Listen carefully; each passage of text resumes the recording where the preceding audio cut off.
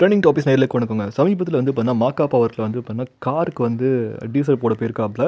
So இது முக்கியமான விஷயம். ஏன்னா, தமிழக மக்களுக்கு முக்கியமான கார் வச்சிருக்கவங்களுக்கு முக்கியமான விழிப்புணர்வான விஷயமா சொல்லலாம். ஸோ கார் வந்து ஓட்டுறாங்கன்னா டீசல் வந்து கன்ஃபார்மாக தேவைப்படும். ஸோ அந்த டீசல்லே கலப்படம் கடக்குறாங்க அப்படின்ற ஒரு தகவல் வந்து வெளியாக இருக்குது. ஸோ டீசலில் வந்து பார்த்தீங்கன்னா, கிட்டத்தட்ட வந்து பார்த்தீங்கன்னா, தண்ணியை வந்து கலந்துக்கிறாங்க. கலந்துட்டு பார்த்தீங்கன்னா, காருக்கு டீசல் போட்டிருக்காங்க. இதுக்கு நாங்களே சொந்தமாக டீசல் தயாரிச்சுட்டு போயிடலாமே சொல்லிட்டு அவர் ஆதங்கத்தை தெரிவிச்சிருக்காரு.